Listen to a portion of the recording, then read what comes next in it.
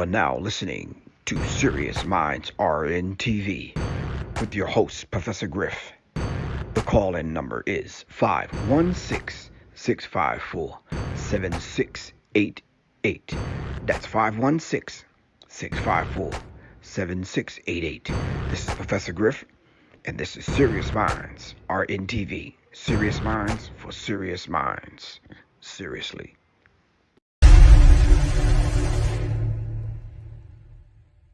The Serious Minds Brain Tonic was created to sharpen the mind by protecting cells and increasing neurotransmitters associated with learning and memory.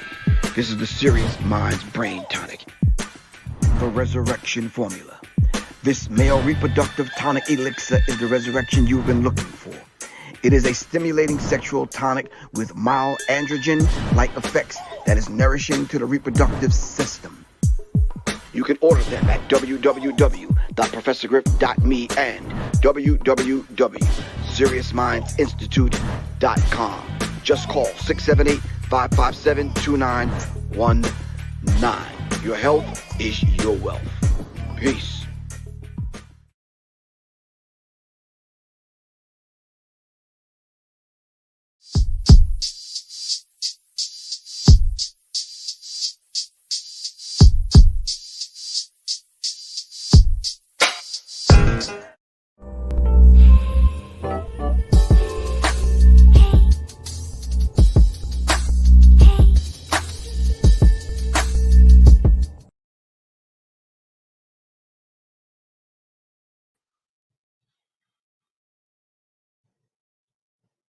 Doc, what's good with you, bro? What's up? What's up, Griff? I'm good. Right? Can you hear me okay? Yep, I see you just fine. Can you hear me? Okay. Oh, yeah, I can hear you well.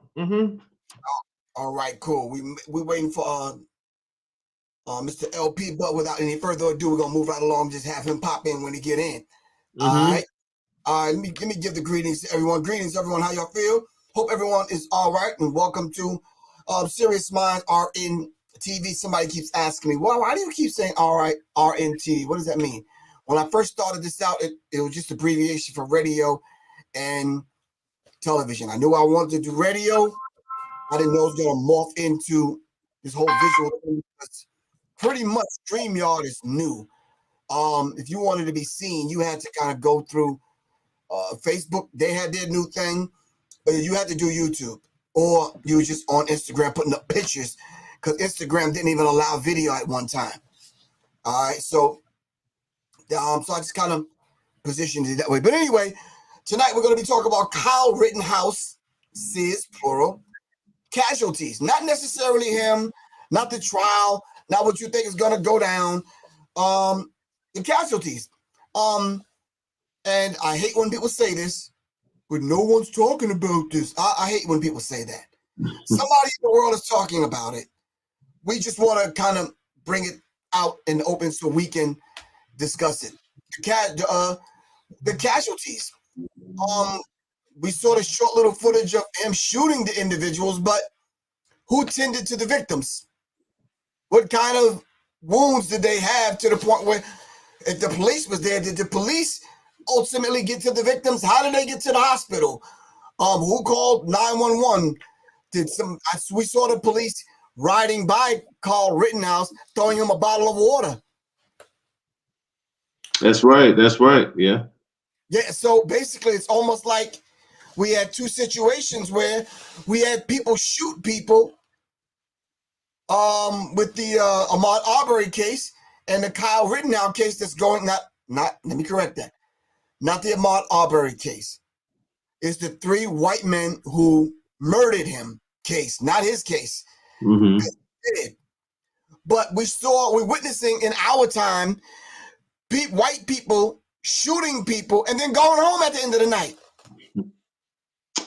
And where was the first aid for Ahmaud Arbery?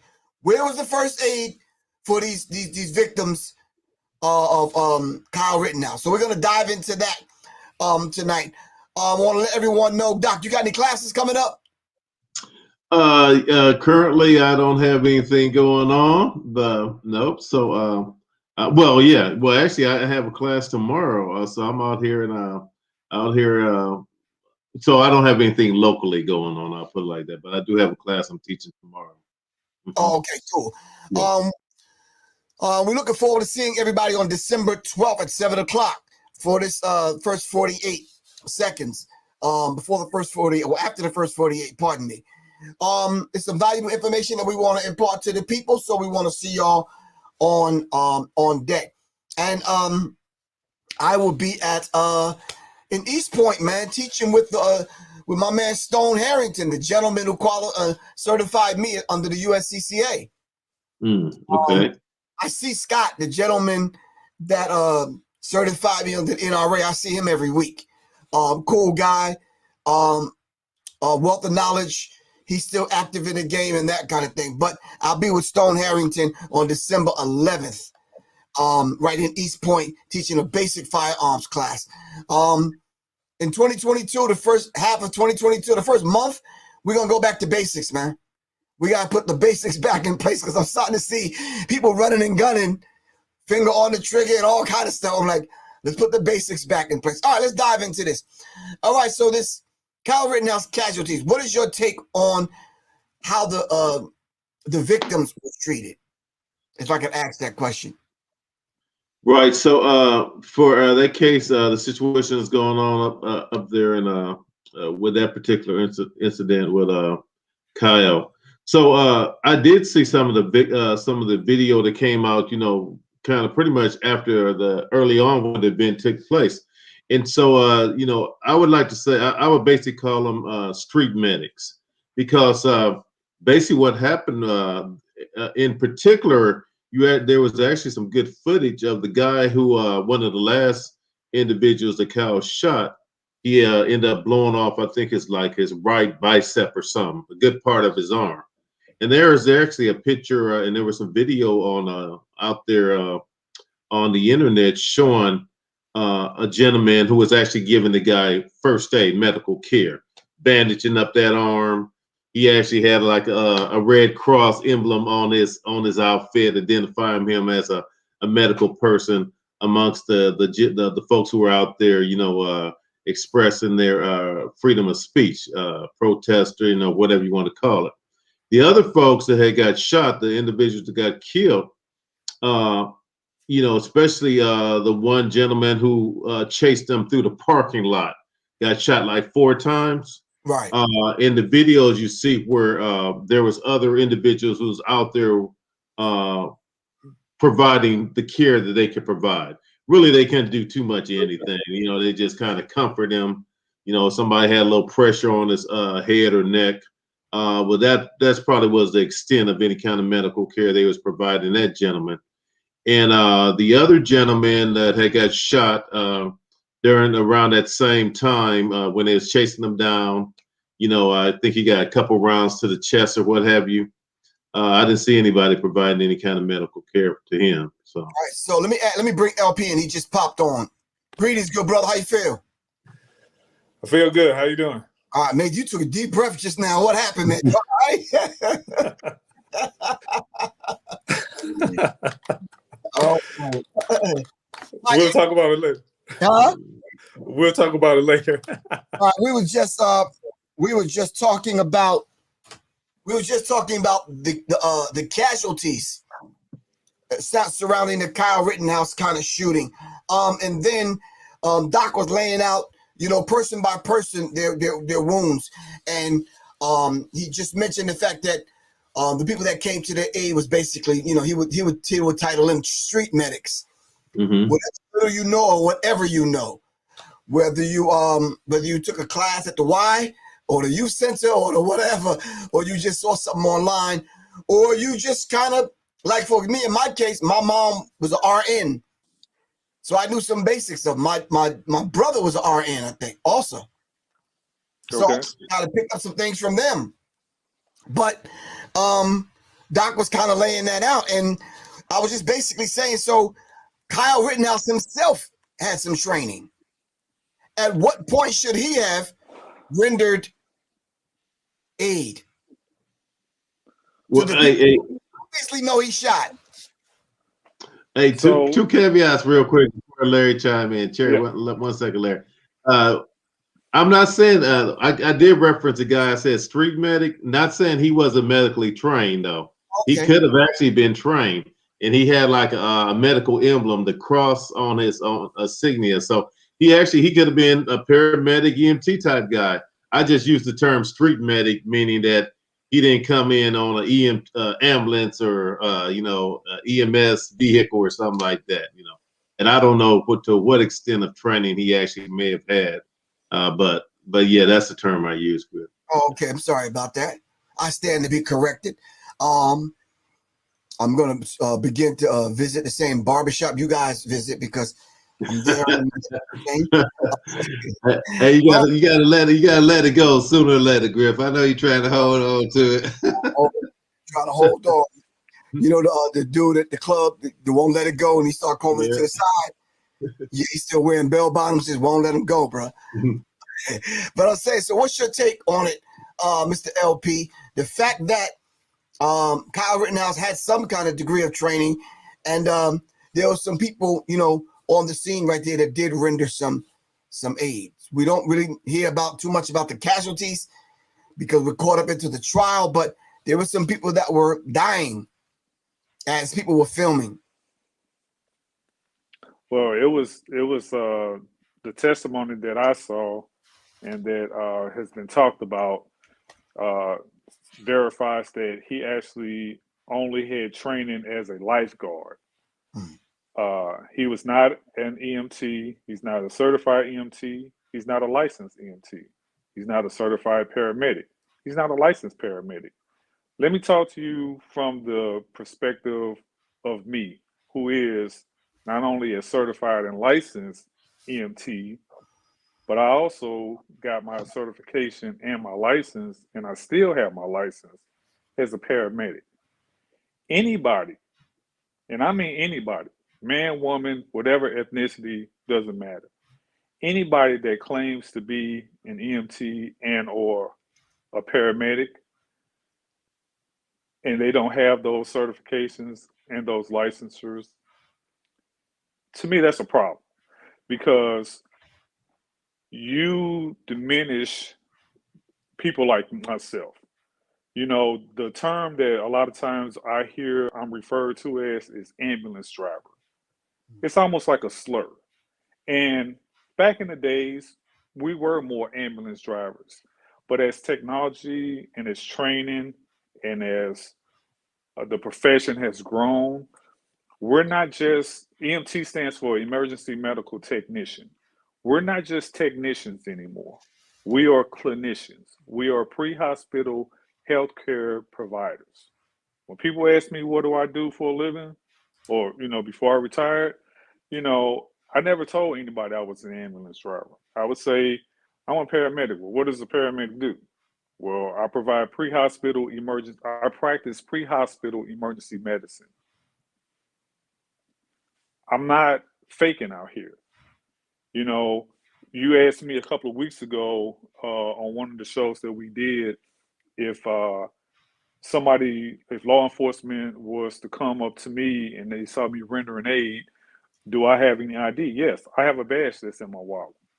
I have my paramedic license card in my wallet.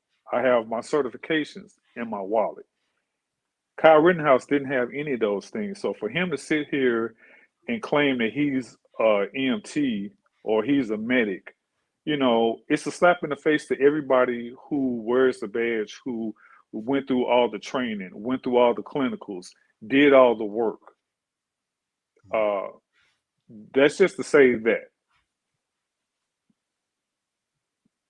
Well, we will talk about the casualties. And as far as the casualties, I don't want to focus on him. Sure. And as far as the casualties in terms of helping people, I would say that one thing that we do when we graduate from our EMT and our paramedic program is we take an oath. And that oath is part of the Hippocratic Oath. And the first line in that oath is, first do no harm. If you're not going to adhere to that, then don't take the oath. You know, I remember one time I was working and the guy threatened me. And, you know, the department that I worked for, they were no nonsense because we dealt with a lot of people that didn't have a lot of regard for us. And you know, my department was like, we don't take any L's. You know, you want to come after us because our from the top down, it was like you can meet resistance equal or less. You know, so if somebody slapped me, I couldn't turn around and hit them with a brick or something like that. You know, and we used to tell people we don't take L's. You know, if you're gonna attack us, we have the right and the back end to attack back to defend ourselves. Right. So when this guy is walking around with an AR-15, you know, you bring in heat to an already infernal situation, Right. and you know you can't have it both ways. You can't be like, oh, I'm going to come in here with all this heat, and then I'm going to turn around and I'm going to try to treat people. And then I'm going to turn around and I'm going to wound people. And then I'm going to treat people. And then I'm going to turn around and kill somebody. And then I'm going to treat somebody else. And then I'm going to kill another guy. You know, you can't have it both ways. And this is not a situation where uh, nowadays some departments are allowing their EMT or their EMS workers to be tactical paramedics where they can actually carry a firearm with them. He was not any of those things. So my answer to that is you can't have it both ways. You can't treat and harm at the same time. Okay. All right. Let me just reiterate the fact that and I'm seeing it being reflected in the comments. I do not want to focus on anything else but the casualties. Sure. We're on here to render first aid information and a degree of education to educate people on even in those hostile kind of situations, regardless to what degree of education you have or training that you have, you could render some first aid. Am I correct in saying that? Absolutely. So whatever training Kyle had, whatever training, help me out, Doc. I don't want to miss you. I don't want to say the wrong thing. Whoever, whether they were street medics or they were trained, they still had an obligation, according to what LP just gave us, to render some first aid. Am I right or wrong? I wouldn't say they're obligated, but you know, yeah, they're not obligated, you know, but you know they chose to do so, and like I said, the street medic term that I use, that could be like you know, somebody who just went through a first aid class, or it could be somebody who's out there on the street, part of the movement, part of the protesting that was going on, or part of the exercising their right to freedom of speech, however we want to define it, that has some kind of medical training, that witnessed someone getting hurt and decided to assist. So, but as far as are they obligated, you know, no, I wouldn't say they are. Oh, okay. Larry, you got a Yeah. different take on that obligation piece? No, because I was going to add that, you know, we look at the Good Samaritan laws that are in place on the books, and the Good Samaritan laws cover professionals and non-professionals who would go and render aid. Now, I don't know if part of his defense was to say, well, I was a Good Samaritan as well as I was there to, you know, protect the properties of the people that hired me to come down there to protect the properties. But as far as being a Good Samaritan, the laws state that anyone, regardless of license or certification, that decides to render aid that doesn't do any more harm to the person that's already hurt or injured, is pretty much covered as far as any liabilities. So if his only goal was to go down there and help people, then that's fine because you can help somebody just picking up the phone and calling 911. Hey, running down the street, there's some cops. Hey, we see some guys down here that are injured. Hey, can you go call 911? Hey, can you go grab this medical bag from, somebody dropped on the street or whatever? Can you hand me your shirt because this guy's bleeding out? Let me stop this bleeding or whatever. There's many ways you can provide assistance in any scenario, and we've been talking about that for the last 6 weeks. Right. I'm going to share my screen and just kind of show some information that you gave us, Mr. LP, just to kind of at least get some kind of idea of what we're talking about and what's happening. Hold on. When you get a chip in your windshield, trust Safelight. This couple counts on their SUV as they travel for their small business. So when they got a chip in their windshield, they brought it to Safelight for a same-day in-shop repair.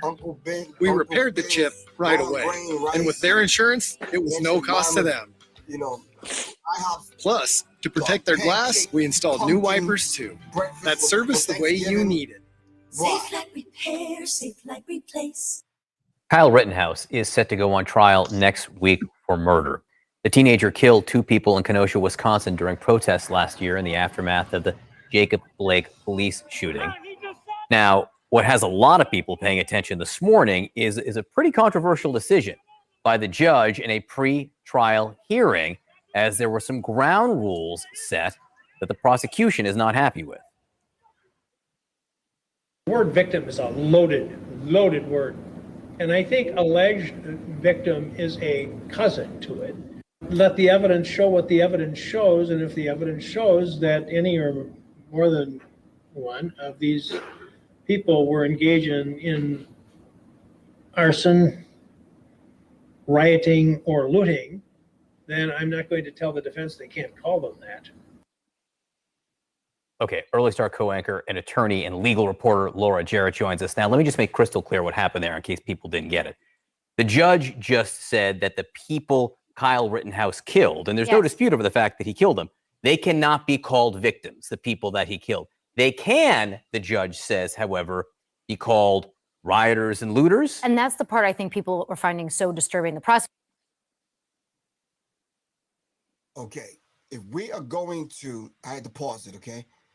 If we are going to render aid, just the mere fact that you're not rendering aid to a victim, that you're rendering aid to a rioter or a looter. So can I ask you guys something just from off the rip? Why do police officers, after they shoot someone, they render aid? If you can't render aid to someone that, who's out there protesting, can you render aid to a protester? Yes. Yes. Oh, yeah. Go ahead, Larry. Yes. Oh, okay. It makes me think about a few trials in recent history.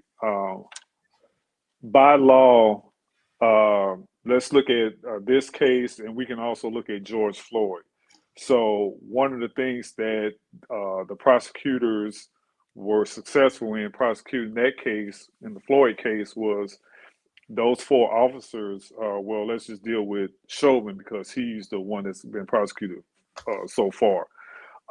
His obligation once Floyd was in his custody is the premise is once you have somebody in your custody, they're in your care, whether it's law enforcement, EMS, fire, what have you. That person or those people become your baby.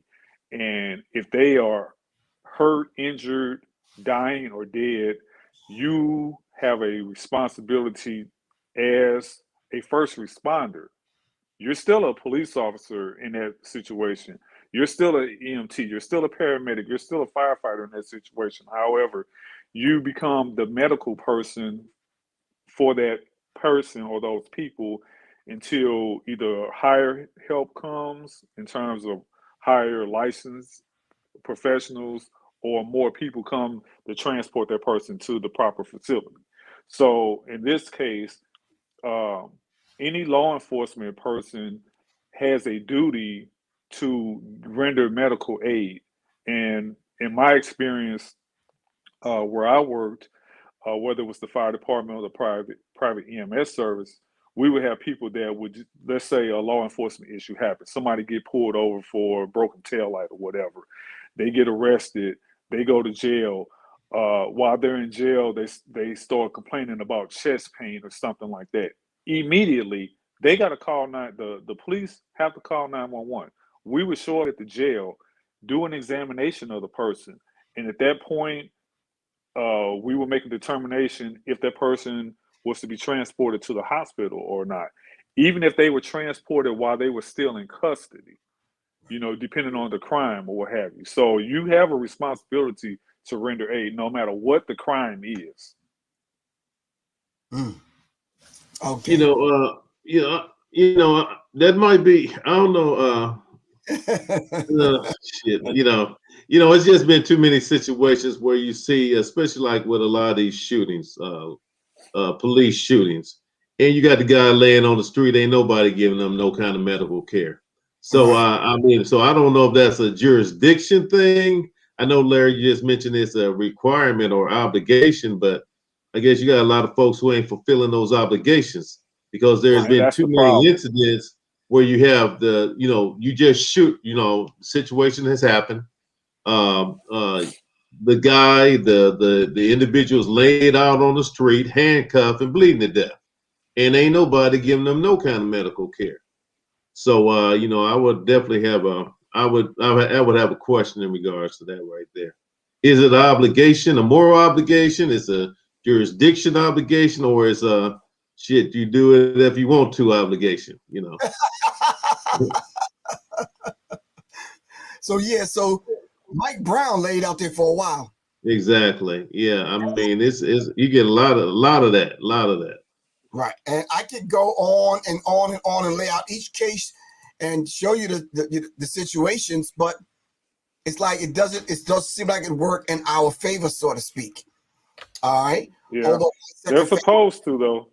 Pardon me? Unfortunately, I said they're supposed to, but like you said, it's just I think that with the advent of these body cams, more of these law enforcement officers are going to be called on the carpet, or they're going to be, they're going to be prosecuted more, and they're going to face more consequences, especially if it's on camera. And you don't even have to worry about the body cam because now everybody has a camera and they're recording these situations and stuff. So these camera footage videos that bystanders are submitting to these police departments and these prosecutors are showing that, hey, this guy didn't even render aid or whatever. And so you have more of these law enforcement professionals, if we want to call them that, that are being prosecuted, and they're getting disciplined for not rendering aid because, again, they're supposed to now. Like Doc said, are they doing it? They're being more subjective or discriminatory on who they give it to and in what situations, but they're supposed to by law. Let me share the screen once again. I mean, I'm feeling some kind of way about that because I used to compete in martial arts, right? When you get to the tournament, you pretty much start to see the same people that you compete against in your ranking, in your weight, in your belt situation, whether you're a brown belt, you're competing with all brown belts, black belts. When I moved up to black belt and I started seeing some of the same guys, they became friends. But when it was time for me to give them these hands, I got to disconnect. You understand what I'm saying? So how is it that you could, put a couple of holes in somebody, then flip that around all of a sudden and that didn't render aid? It's just where I'm driving at with wanted to have this conversation tonight about the victims. Because how do we begin then to understand these situations, not through the lens of a victim, or what do they call them, Doc? They call them rioters and rioters and looters. Right. Looters, everything but a victim, Right. How could you be a firefighter, an EMS? How could you be in this situation the you two brothers are in, coming to a scene and you know you have a disdain for women, and there's women hurt, and you got to render aid. You going through a divorce, but now this woman laying out bleeding, you got to kind of take care of her. How does that work? What goes on? I think that comes down to the individual and how serious they are about their duties in their responsibilities. I mean, some people, you know, they take oaths, they raise their hand and say, yeah, I'm gonna do all kind of stuff. But deep down inside, you know, they have those biases that they know more than likely they're not, or won't, or going to be hesitant about it. You know, so I think it comes down strictly, in many cases, down to the individual and how they really feel about, you know, maybe it could be a racial thing, political thing, moral thing, but I think it's an individual choice. Right. Okay. I mean that makes totally perfect good sense to me because like I said, I was in some of those situations where, you know, even having to you know, to discuss martial arts and martial arts films and martial arts history and that kind of thing with people that I know that probably a month from now I'm going to be fighting and competing against. But anyway, all right. There was a football player who saw one of the guys on the other team get knocked out cold, and he went to go render aid. And you know the EMS, they run on the field real quick. They pulled the player away from the guy. Now this guy on the opposite side of the team, one of his the guys on his team knocked the dude out cold with a hit. But you still got to turn and render aid is what I was driving at. What happens in the mind. But anyway, let me share the film. The clip. Prosecution is calling it a double standard. And in reality, they're dead. They cannot defend themselves at this trial, right? And typically, when there's an agreement that somebody has been harmed in some way, injured, or been killed, victim is an accepted term. There are defense lawyers who've been arguing for years that it is prejudicial, that it implies guilt, and that it taints the jury's mind. Courts are split on this. Jury instructions use the term victim all the time. Some people define it in different ways. But at bottom here, what you're pointing out is that the judge took it a step further by saying that the people who died should be cast in the light for the crimes that they committed, when in fact people go to jail for killing people who commit crimes all the time. And so I think that's the part that's really got people's attention. And if you're the prosecutor on the case, you're going to say this is extremely prejudicial. But there's not much they can do about it. Because remember, if Kyle Rittenhouse gets off on this, if he's found not guilty, they cannot retry him. Yeah, there's not an appeal for the prosecution. That's not how it works. Exactly. And so it's interesting. I think, you know, one of the things to remember is why is this even coming up, right? Rittenhouse is going to say self-defense. He's going to say, I was so afraid from all of these looters and arsonists. But evidence 101 tells you that is not going to fly. And that's why this evidence shouldn't have been let in, because whether someone was setting fire to a building nearby should have no bearing on whether Kyle Rittenhouse was afraid for his life and thought that it was okay to shoot that person, right? That those two. All right. And I think that's where I have the issue. I have the issue with the mindset of an EMS worker, the mindset of a medic, the mindset of a firefighter. Mind you, they don't really talk about the clip that you sent me, LP, had another gentleman in there with the AR-15. And they were patrolling. They were with the mindset that they were going to use deadly force to protect property, which is, it don't fly. You understand what I'm saying? With that same mindset, are you going to go out now and render aid? Because I'm sure there was other people that were hurt that night. Did Kyle, any of his buddies, render any aid? Are you following what I'm saying?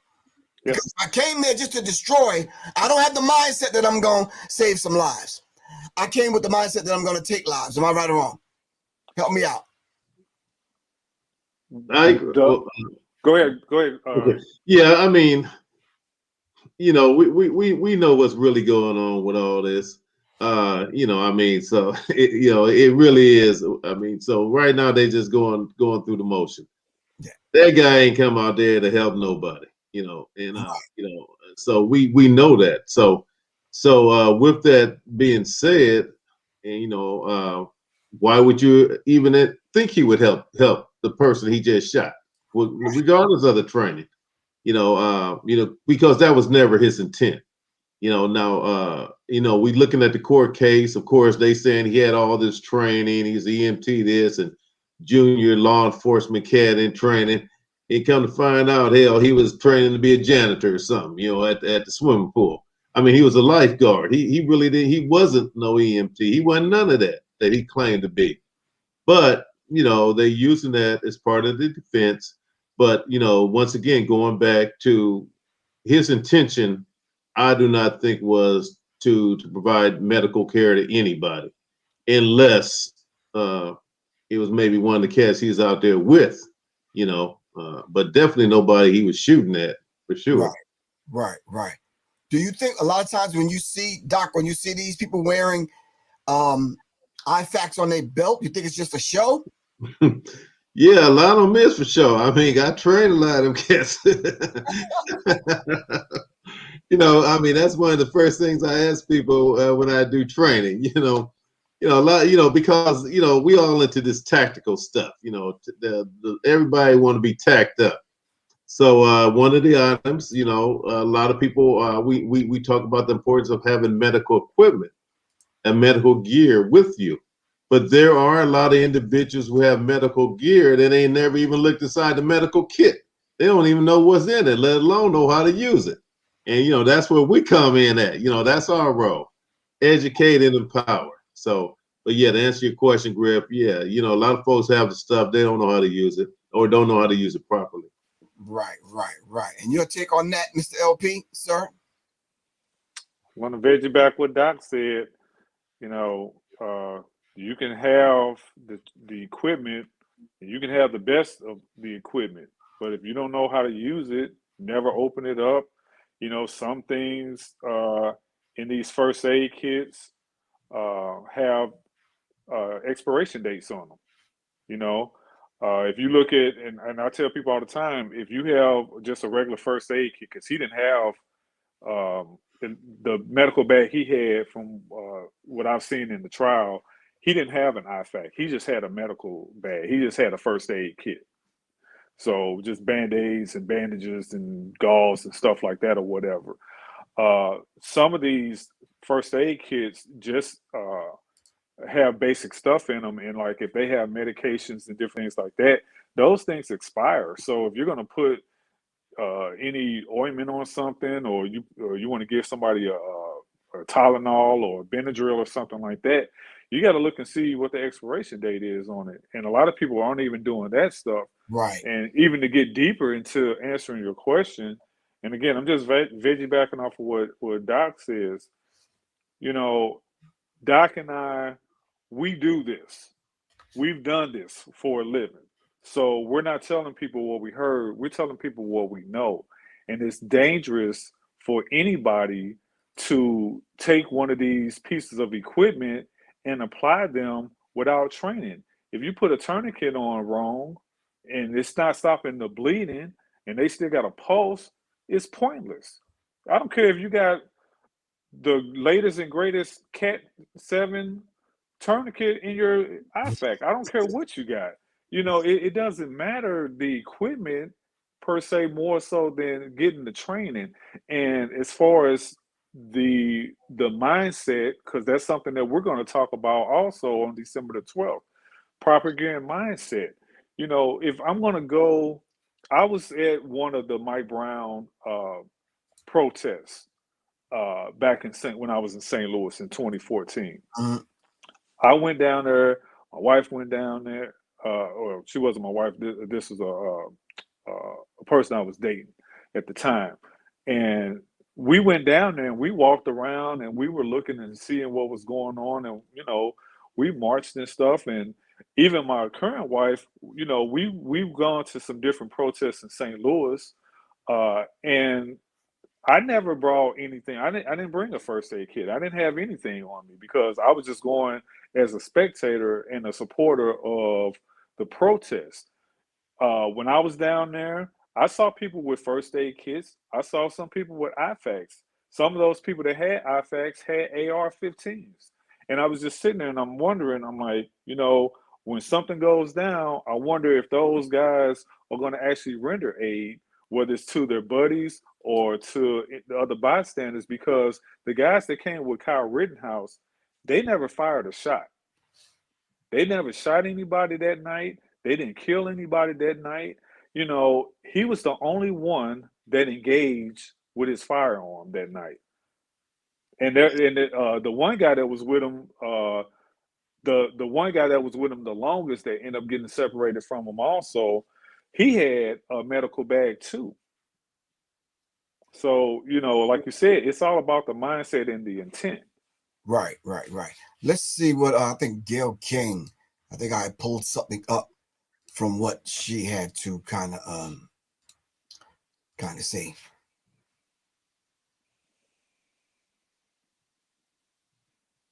The man charged with killing 2 people during protests in Wisconsin last year. Prosecutors shown dramatic drone video of the shooting as the defense kicks off its case. Alex Perez is at the courthouse in Kenosha, Wisconsin for us. Good morning, Alex. Hey, good morning, Robin. That drone video was sent to a crime lab to be enhanced. As it was being shown, jurors were taking a lot of notes. This morning, Kyle Rittenhouse's defense calling more witnesses after prosecutors rested their case Tuesday. The prosecution showing jurors new key evidence, enhanced drone video that captured the moments Rittenhouse shot and killed Joseph Rosenbaum, the medical examiner who performed Rosenbaum's autopsy, testifying he believes of the several shots Rosenbaum suffered, it was the shot that entered his back that killed him. If an individual is moving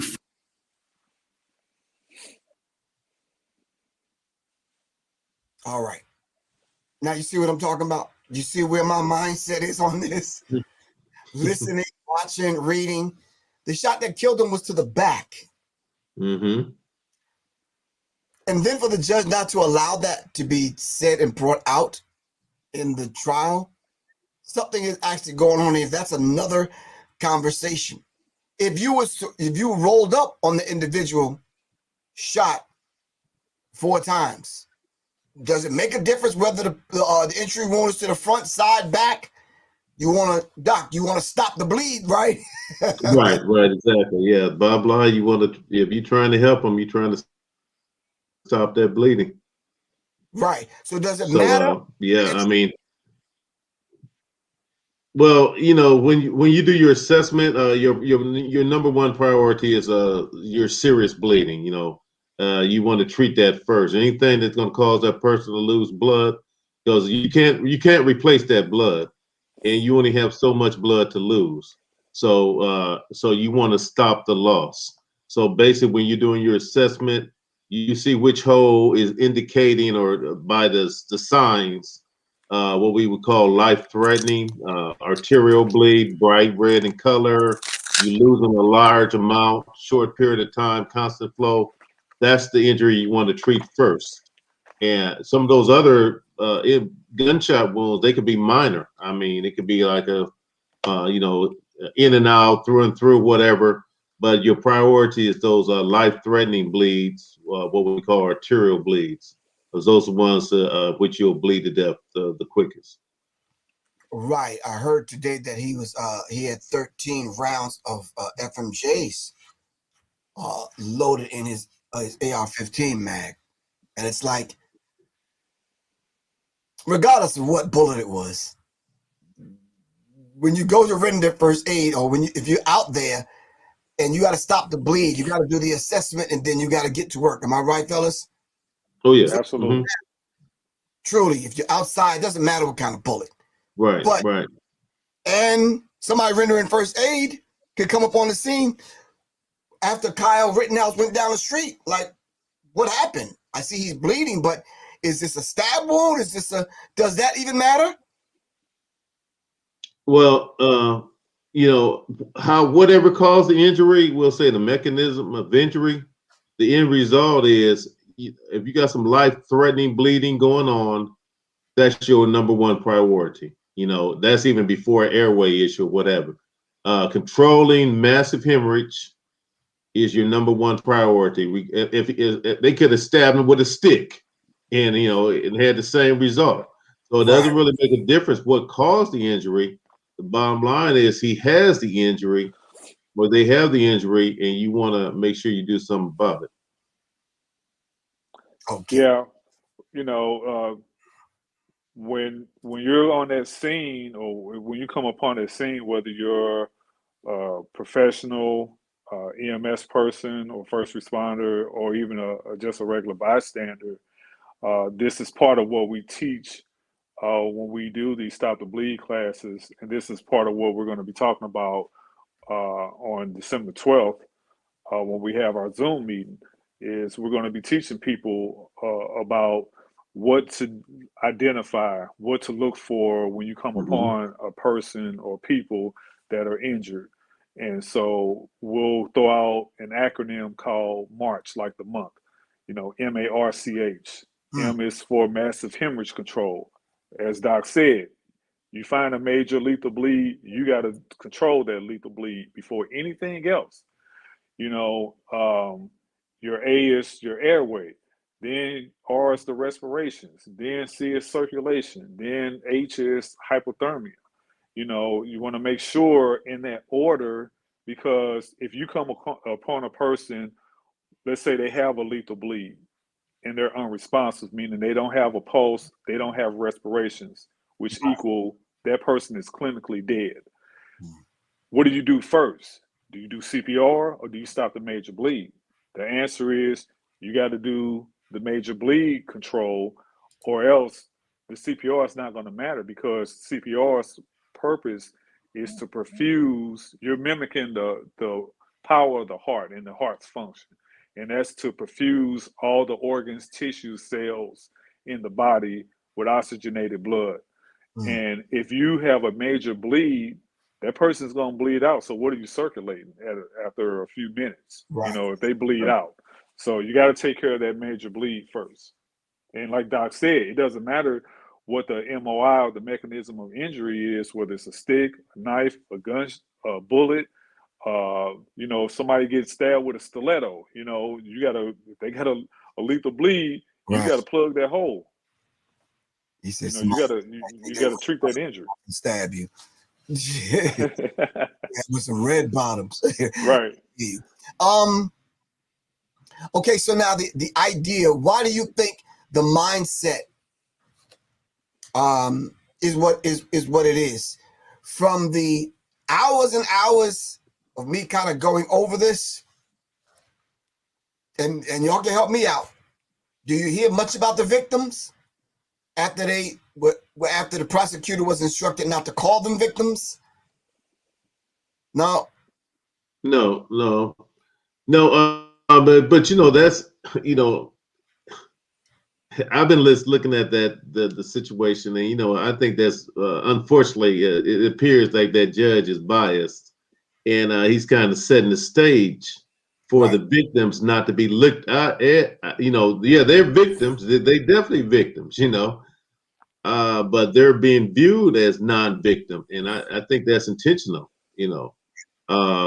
But unfortunately, the guy who's sitting behind that gavel, he kind of set the stage for that.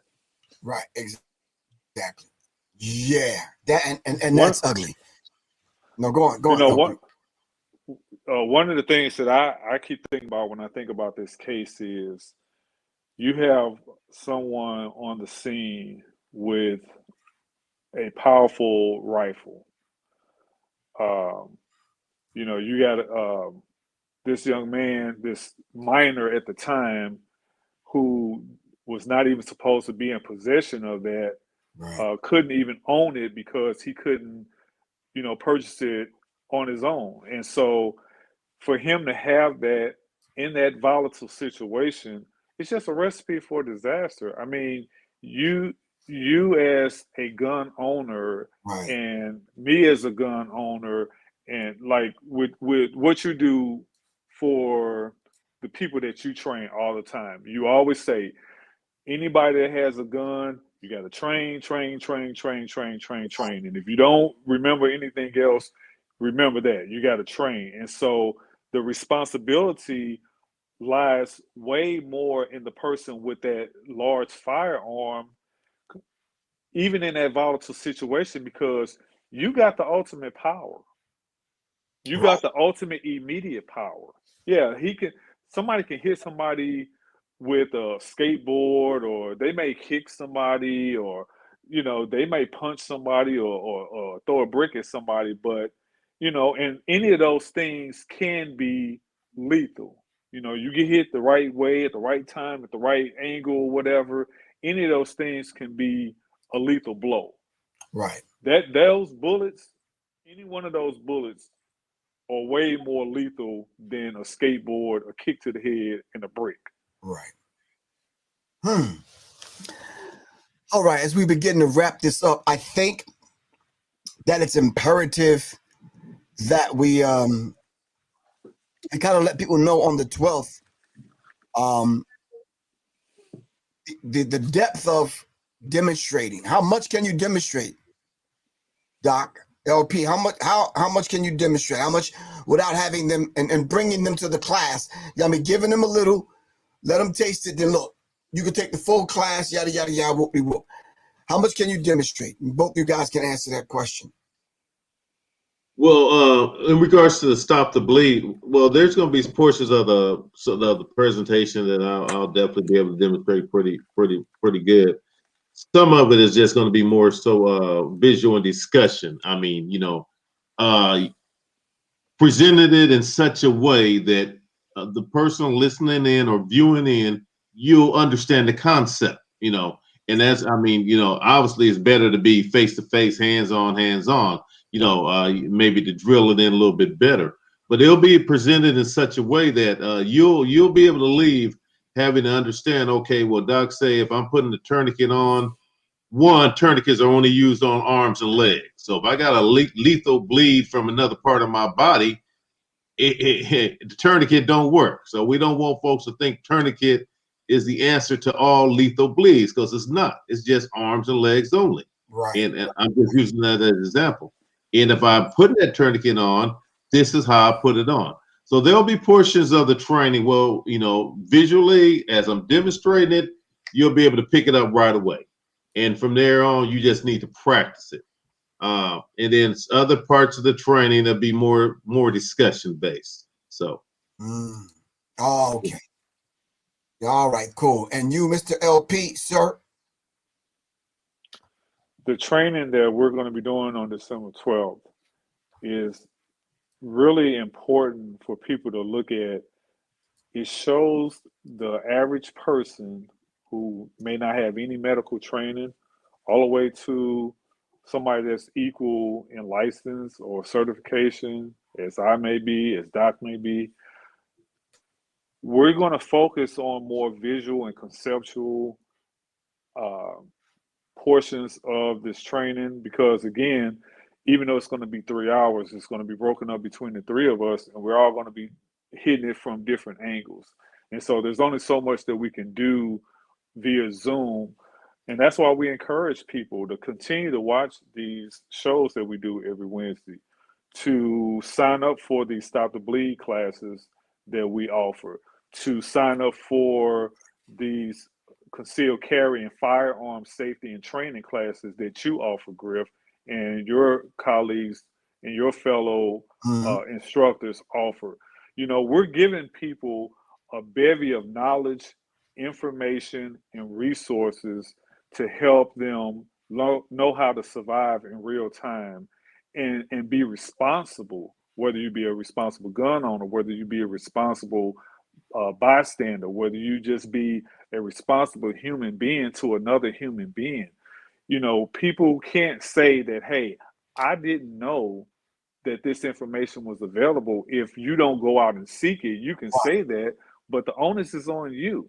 Right. And this is why we continue to do what we're doing, because we don't want somebody to say, I wish I knew what to do. Right. Yeah, and that's important. That's what makes what we do really, really important, because, hey, at the end of the day, you can't say you didn't know we were here. We did our Right. You understand? Right. Your blood is off our hands at the end of the day. We did what we were supposed to do. But give the people your information on how to get in touch with y'all, and let them know how they can support you or either come to the classes. Okay. I'm Dexter, Doc Peggins, or Doc on social media site. You can follow me if you're on Instagram. You can follow me at steel.standing, STEEL.standing, STANDING. That's my Instagram. You can also go to my webpage, www.stillstandingllc.com, for any upcoming training that I might have posted. And also I sell medical equipment like individual, what we're talking about tonight, IFACs, individual first aid trauma kits. I do sell those. They're available for purchase. And also that's also where I list any upcoming classes I have scheduled. Okay. I'm able to be reached at my website, www.penton, that's P as in Paul, E-N, T as in Tom, O-N, pending.com. You also can reach me via social media. All of our links are on the pending.com site. You also can call the office number that's listed on there. If you want to see us on a weekly basis, come to Serious Minds on Griff's YouTube channel. We're here every Wednesday at 9 o'clock Eastern Time. We're always tackling some latest and greatest active violent incident that's going on, because it's not a matter of if, but when and where you're going to encounter one of these situations, and what are you going to do? Right. All right. So someone asked a very critical question. I know we got to go, but I cannot overlook this. Professor Griff, would you classify those men as victims? My answer, just right off the rip, if those men came as protesters, then at that point they were protesters. Once they got shot in the chest and in the back, you're a victim. Exactly. Yeah. I think I would define the victim as that individual in which some harm or some danger or something was rendered to. I mean, they became, like I said, their intent might have been out there expressing, freedom of choice, the right to protest, what have you. They're out there, but that did not make them a victim being a protester. What made them be a victim was being on the receiving end of a gunshot wound. That's what made them the victim. Yeah. Exactly. And it's a beautiful thing just to sit and have this conversation, because people are drawing up their own kind of thing, which they should do. We see the hand of racism, white supremacy, with the blood dripping off of it in all of these situations. But to look at it from the perspective of rendering aid, whether you're a protester, the victim, or whatever it is, we have to at least have the discussion. And there's nothing wrong with having the discussion. Right. All right, so that's the only question that we're going to take. It was just very interesting because it came across over here on IG on whether or not, and I guess they addressed it to me. And my thing is simple. There's people that get hurt at drag races, stock car races, the Indy 500, football games, tennis matches, ping pong, at sports events all the time. They came as a fan. They ended up leaving on a stretcher as a victim. Right. Of that incident that caused them to get hurt. Yeah. Exactly. All right, gentlemen. It's been a beautiful evening. Love you guys to life. Enough respect, of course. Y'all already know that. And we'll talk through the course of the week, but I will see you guys next week. Thank you very much. Really appreciate you. Myself, Doc, and LP are going to be live on December 12th at 7 o'clock, a live Zoom call that we're going to do. And we're going to lay out some of the things that we discuss on this show every Wednesday night with a live demonstration. All right. I'll see you guys then. All right, fellas, we'll talk. All right. Peace. Peace. Peace. Peace. Doc, lay off that pork, bro. Hey, you know I like a good bacon sandwich. I told you that there, Griff. All right. All right, that was Doc, and that was my man LP. As usual, giving us some very timely information. The event is happening, hosted by myself, and of course, we got Mr. Dexter Doc Piggins and Larry Penton, and myself. We're going to be dealing with after the first 38 seconds, a Zoom meeting on December 12th at 7 p.m. The cost is only $45. All right, fam, make it happen. Of course, you can pay that $45 directly to Professor Griff. That's www.paypal.me/Professor Griff Corp. All right, this is Professor Griff. I got to get ready to get out of here. Quan, don't hurt nobody. All right, we'll talk. All right, fam, I got to go. Peace. Ba ba ba ba ba ba da da da.